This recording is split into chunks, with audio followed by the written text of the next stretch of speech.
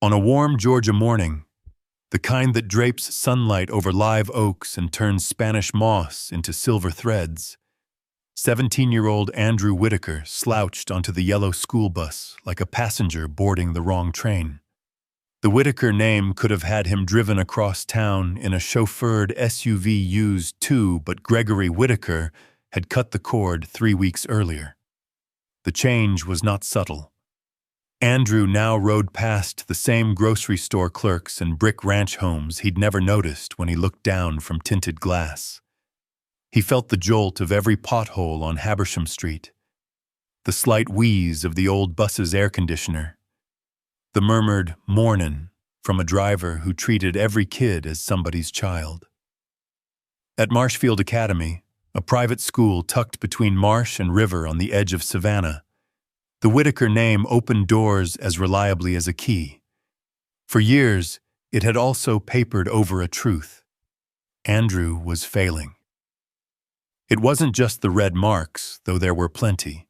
It was the weightless way he slid through days, the shrug that became a uniform, the joke he told himself that grades didn't matter because money would build the bridge where effort didn't. The first bell rang. He drifted down the long main corridor where portraits of benefactors stared from golden frames. Students parted, not out of admiration, but habit. Andrew pretended not to notice. That was when he caught the quiet rhythm of a mop moving across slate tile, a sure, steady sound like a metronome. Evelyn May Hart, in a navy custodial shirt and gray work pants, moved with the unhurried precision of someone who respected both floor and morning. She hummed something soft gospel, maybe, and as Andrew passed, he heard her speak, almost under her breath, as if to the reflection of the school in that fresh strip of shine. "The only wisdom worth bragging on," she said, "starts where you admit you don't have much of it." Andrew blinked. The line snagged him. He glanced back, halfway offended, halfway curious. She didn't look up. He pushed on. By third period, curiosity was replaced by the sharp edge of consequence. Biology handed him a 58. U.S. history returned a 61 with "See Me" in a neat, relentless pen. Literature was worst of all, 18 out of 100. "Did you even read the passage?" the teacher wrote, kindly and blunt, in the same sentence. At lunch, the circle around him laughed at something else while he reread the note that burned quietly, the way an ember glows long after a match goes dark. He could hear his father's voice from 2 nights earlier flat, final, the way accountants close books. "I'm not raising a mascot for a trust fund." "You want my name? Earn your own first." That evening, Gregory had canceled the gas card, cut the monthly allowance, and tossed keys onto the counter with a new address. Seat 11B on a public school bus. Andrew stared at the envelope of grades again. On his way to the counselor's office, he took the side hallway, the quiet one, past the supply closet. He didn't plan it. He just ended up there.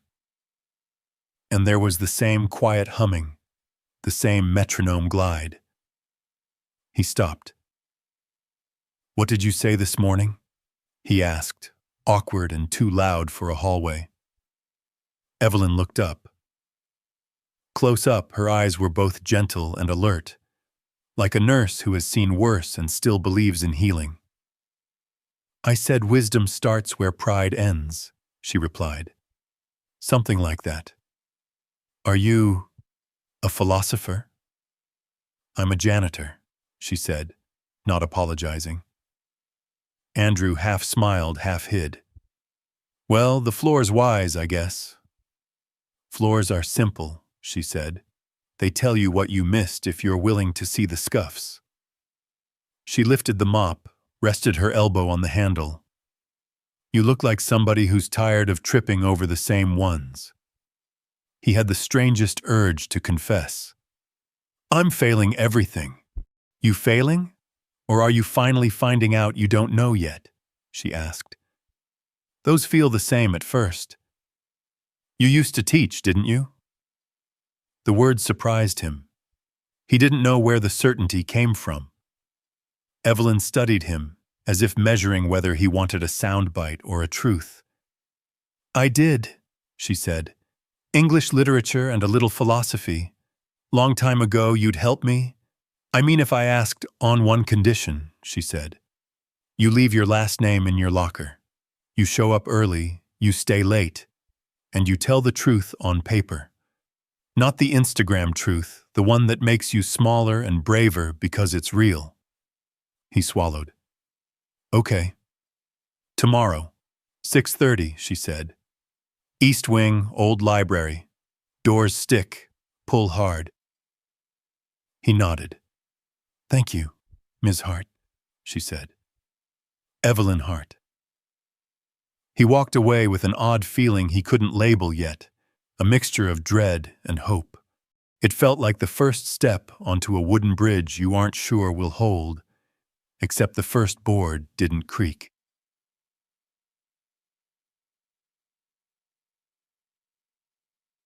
The next morning smelled like wet pine and coffee. Andrew walked the long sidewalk in a gray dawn that belonged mostly to birds and people who unlock buildings. The main doors were still dark, but a side entrance glowed weakly through frosted glass. He tugged the old library door. It resisted, then gave. Inside, dust floated like patient galaxies. Old oak tables waited the way pews do when the choir's late. A single lamp burned at the far end, and beneath it, Evelyn sat with a spiral notebook, a pencil, and a paperback so worn it looked soft. You showed, she said. I did, he said, too fast. You'll need this. She slid a cheap composition book across the table. Every day you fill a page. What you read. What you didn't understand, but want to. What you felt, even if you don't have a word for it.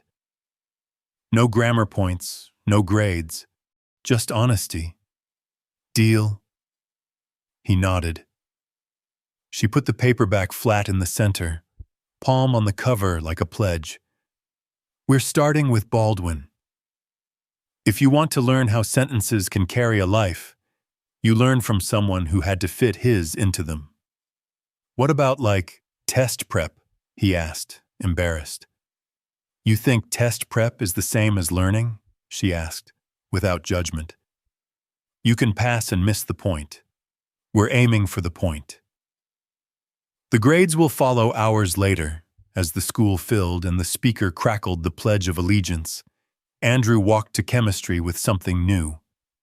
The hallway didn't differentiate between him and anyone else. That used to bother him.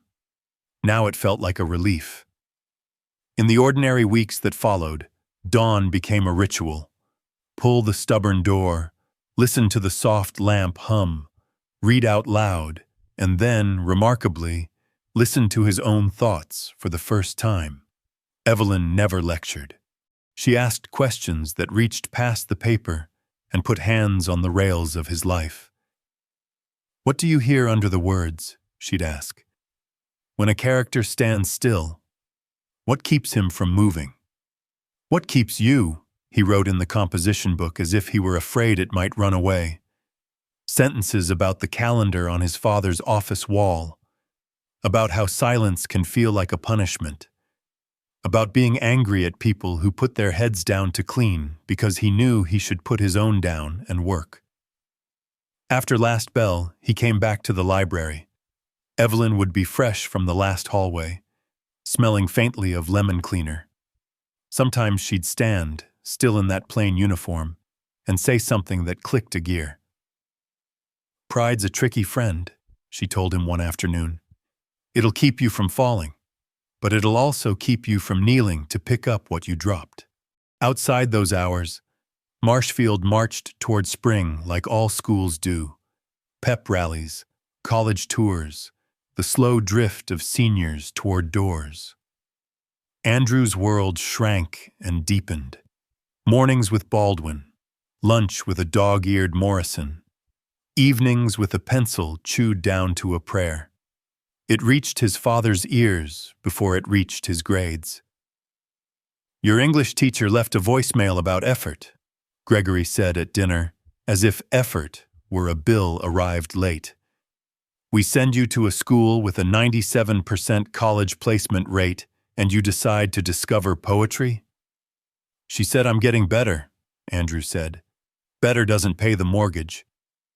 "You don't have a mortgage," Andrew replied, then regretted it.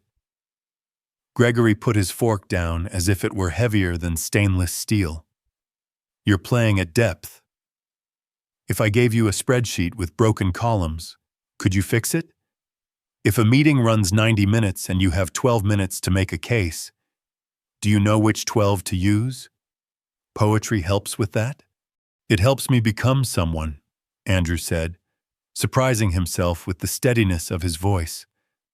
Gregory's face changed almost imperceptibly, like someone hearing the first crack in a dam. "Who's teaching you?" he asked, suspicion and something else, jealousy, riding under the words. "I'm working with someone at school." "Miss Hart." "Who is Ms. Hart?" "She works facilities." "You mean the janitor?" "She used to be a professor," Andrew said, the heat rising at the back of his neck. "She's the best teacher I've ever had." "What she is," Gregory said, leaning back, the sentence sharp as a new blade, "is a distraction." The rest of the dinner tasted like cardboard.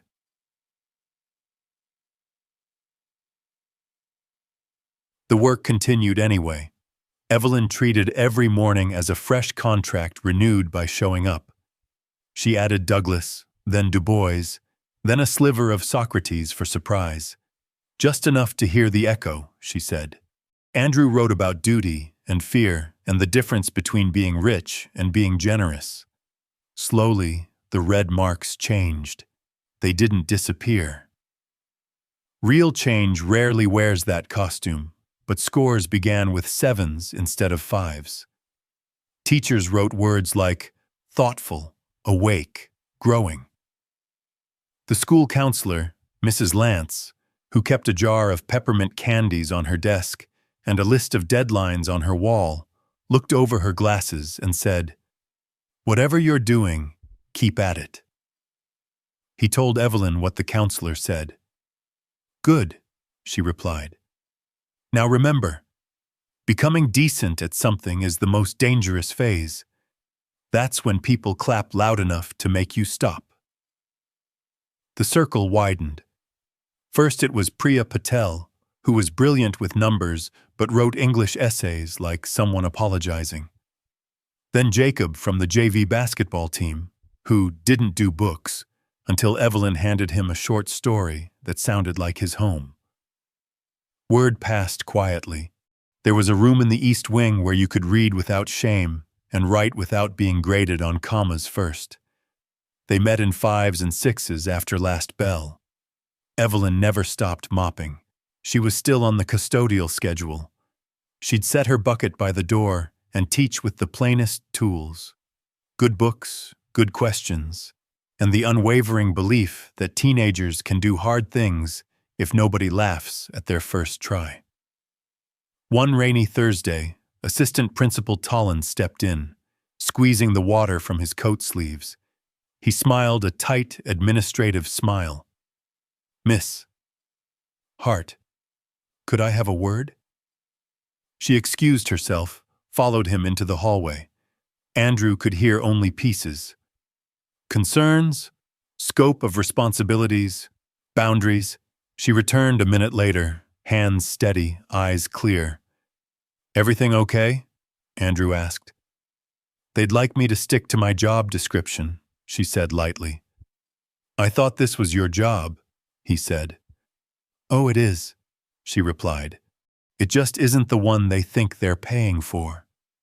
The next morning, The room felt more urgent. Evelyn gave Andrew a thin blue book with frayed corners. "This one saved me," she said. "The Souls of Black Folk. Read it slow. The margins are mine, be kind to them." "You'd trust me with this?" he asked. "I'd trust you with a window if you promised to look out of it," she said. "Same thing."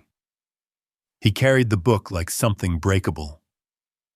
Spring arrived first with pollen, then with the soft tyranny of college brochures.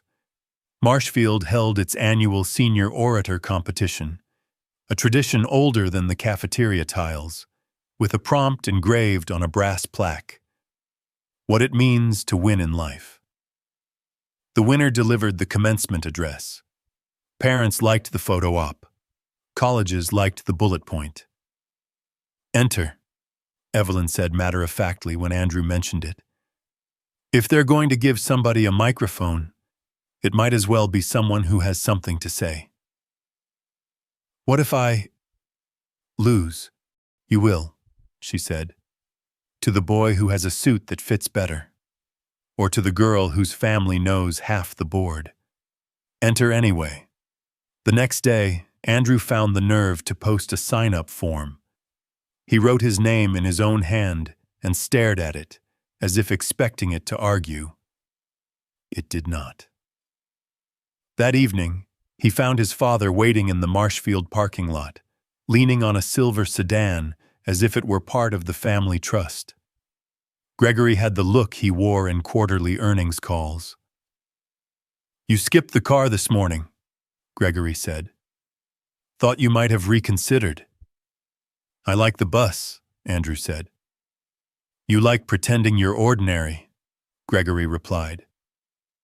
"There's nothing wrong with being exceptional." "I'd like to try being useful first," Andrew said quietly. Gregory didn't bother hiding the laugh. "Tell me, who's the teacher again?" "Evelyn Hart?" "The janitor." "The professor who cleans until the school is ready to learn," Andrew corrected. Gregory's eyes cooled. "If you say her name to me like a banner again, see what it buys you." He opened the driver's door. "Pack a bag tonight. We're done protecting you from consequences." "Maybe that's the first gift you've given me," Andrew said, trembling and relieved. The next morning, Evelyn wasn't in the library. The lamp was dark. The bucket was gone. The door didn't stick. It had been propped open with a triangle of wood. On the custodial closet schedule, a new name appeared in someone else's handwriting. Andrew stood in the hallway and felt for a breath like the floor had been mopped from under him. He found Mr. Tolland near the main office. "Where's Ms. Hart?" "Personnel matter," Tolland said, all syllables and no warmth. "She won't be returning." "Because she helped us?" "Because we have policies," he replied.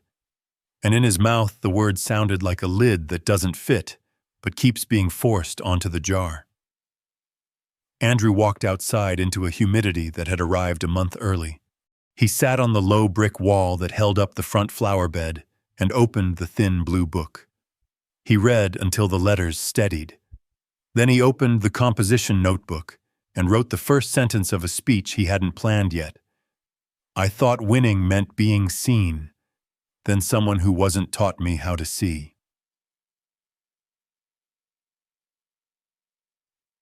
2 weeks later, the auditorium smelled like hairspray and polished wood. Parents fanned themselves with programs folded into church shapes. The Marshfield Alumni Board lined the front row like a row of names who expect to be thanked. A banner stretched across the stage. Senior Orator Competition. What it means to win in life. Backstage, students in blazers recited opening lines like prayers. Andrew wore a navy shirt that fit well enough and pants he'd ironed himself that morning with an iron that hissed like a cat. He held the composition book, though he didn't need it anymore. They pulled numbers from a bowl. He drew 7. when the fourth speaker told an earnest story about perseverance on the tennis team. Andrew pictured the East Wing door and the stubborn way it gave only if you pulled like you meant it. When the sixth quoted Winston Churchill and Michael Jordan to equal effect, Andrew pictured the mop wringing out water with a slow turn, as if time listens to hands. "Number 7, the MC called. He stepped into the lights. It felt like walking from shallow water into a river that runs cold and clear. "My name is Andrew Whitaker," he began. "If you think you know what that means, give me 7 minutes to change your mind." A few alumni smiled at the charm. A few teachers squinted at the risk. "I was born into a name that walks through doors before I reach them," he continued. "I used to think that was winning. Being recognized, being waved through. But a person I'm not supposed to thank from this stage taught me another definition." He told them about the East Wing room without saying East Wing. He spoke of a book that felt like a window and of questions that didn't feel like traps. He said "Miss" Hart once clearly at normal volume, as if he were saying "Heart," which he was. "She didn't stand in front of a room wearing a microphone," he said. "She wore a name tag and carried a key ring. She taught me that pride is a kind of armor that keeps you safe and small. She taught me to hear the sound under the sentence. She taught me that winning isn't getting credit. It's becoming someone who doesn't need it." He paused. The room listened. "I wrote this without her help," he said, "but not without her voice.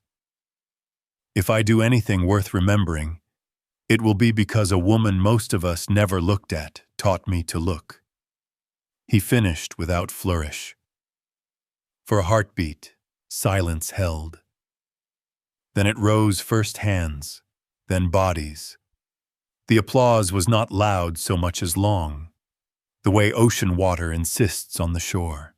From the very back row, half hidden behind a pillar, Evelyn May Hart stood with her palms together once and then twice, and then stopped.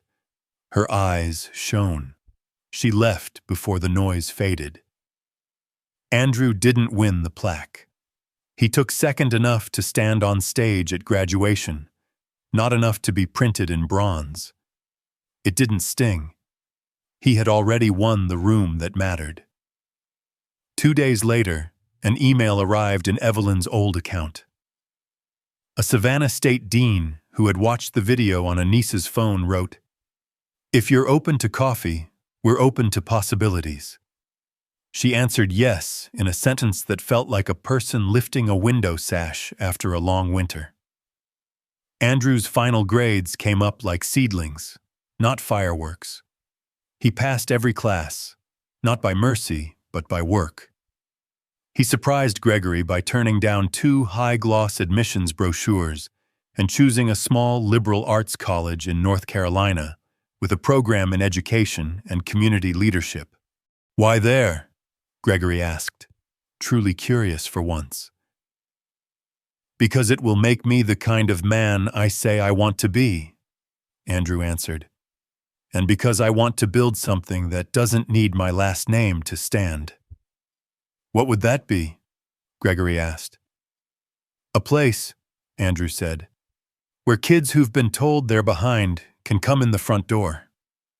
In August heat that made asphalt smell like licorice, Andrew knocked on the door of a small brick duplex off Waters Avenue. Evelyn opened it in a cardigan too warm for the weather, and a smile that lived in her eyes more than her mouth. He handed her an envelope. His diploma, an acceptance letter, and a 2-page proposal titled The Hart House. "I want to help start it," he said, hands unsteady. "A community classroom. After school. Weekends. Books, questions, quiet. No entrance exam, just a door that sticks until you pull like you mean it." Evelyn read. She took a long breath. "Only if we do it together," she said. "Always," he replied. Chapter The Hart House opened in a former church fellowship hall that still smelled faintly of coffee hour and crayons. Volunteers painted the cinder block walls the soft color of a robin's egg. Old pews became benches. Worn hymnals became journaling pads until better supplies arrived. A retired shop teacher built bookshelves out of reclaimed pine. A dentist donated a water cooler. A grandmother named Miss Aura brought pound cake on Wednesdays and would not leave without hugging at least 3 people. There wasn't a ribbon cutting because nobody had ribbon money. There was, however, a line 12 kids on the first afternoon, then 22. They came with backpacks and questions, and the kind of quiet that means, I'm waiting to see if this is safe. Evelyn taught first hour. Andrew taught second. The third hour belonged to whoever wanted to read out loud. Homework got done at long tables. Essays got written in blunt pencil on loose leaf. The rules were simple and hung on a poster near the door. Be kind. Be honest. Be early. Be brave enough to be wrong. Word spread faster than flyers. A local columnist wrote, "The best classroom in Savannah has no grades, no bells, and the cleanest floors in town." Donations followed, then partnerships. On Saturday mornings, a pediatric nurse gave health talks in the same cadence that a basketball coach used for layup drills. On Sunday afternoons, a retired Marine taught kids how to shake a hand and look someone in the eye. The city took notice. So did Gregory. He came late on a Thursday, after the last group had folded chairs. He stood at the back and watched his son kneel beside a boy wrestling a paragraph into sense. Andrew didn't touch the pencil. He asked a question and waited. The boy stared at the page, then wrote 2 words and exhaled so deeply that his shoulders dropped. Gregory stepped outside while he could still see clearly. Andrew joined him 10 minutes later, smelling faintly of dust and disinfectant, a scent that used to mean janitor to him and now smelled like dignity. "I didn't expect to cry," Gregory said. "I didn't expect you to come," Andrew replied. "Your speech embarrassed me," Gregory said, half laughing at his own confession. "But this humbles me." "Those are different," Andrew said. Gregory looked at the red brick, the hand-painted sign with the crooked heart. "Your place that doesn't need our name has my full support," he said. "On one condition." Andrew raised an eyebrow. "No plaques," Gregory said. "Just books." "Deal," Andrew said. They stood in silence that didn't hurt. A year later, the Hart House became the Hart Institute, with a second site on the south side and a partnering program with Savannah State. Evelyn returned to the front of a college classroom adjunct at first, then lecturer teaching a course called Reading for Resilience that filled in 12 minutes the first time it ran. She still kept the early morning custodial habit. Arrive before lights, check the rooms, open a window if the air needed to freshen. Some disciplines are too holy to retire. Andrew finished his freshman year and came home every weekend he could. He still rode buses. He said he liked the time to read and the way wheels on road sound like a metronome when you're thinking hard. At a modest banquet that smelled of barbecue and lemon pie, a city councilwoman handed Evelyn a certificate with a gold seal and called her work transformational. Evelyn smiled gently, then nudged Andrew toward the microphone. He cleared his throat. "They used to say I failed every test," he said. "What they meant was, I hadn't learned the one lesson that makes the others possible. That greatness doesn't come from being seen. It comes from seeing." He looked at Evelyn. "And I learned it from a woman who held a mop like a scepter and a notebook like a key." The room stood. Miss Aura cried. Someone in the back shouted, "Amen!" And nobody minded that it wasn't a church. That night, when the folding tables were stacked and the lights turned low, Evelyn locked the door and handed Andrew the old, thin blue book. "You kept it safe," she said. "Now pass it on." He would. He already had. Every margin note had become a question on a different page in a different hand. Years later, when the Institute had 3 sites and a tiny endowment, when the Whitaker name in town meant that place with the books more than those buildings downtown, when Andrew's old classmates sent their children to the same rooms because reputation had finally learned to kneel to results. There was a framed photograph by the entrance, a gray hallway, a navy shirt, a mop angled like a staff, and a boy half-turned toward a voice. If you've lived long enough, you know the quiet truth at the heart of this story. The people who lift us rarely stand on stages. They show up before dawn. They ask the honest questions. They hand us a notebook and say, "Tell the truth." Winning in life isn't shiny. It's steady. It's showing up when no one is clapping. It's choosing humility over hurry, people over plaques, and work over image. If someone like Evelyn May Hart ever nudged you toward a better life, a teacher, a coach, a nurse, a neighbor, honor them tonight. Write their name down. Call them if you can. Live the thanks if you can't. We'd love to hear your wisdom. Who was your Evelyn? What simple habit or simple person changed your course? Share your story in the comments so others can learn from it. And if these everyday miracles speak to you, subscribe and click the bell. We're building a community where quiet courage gets the spotlight it deserves. Your voice and your years make this circle wiser.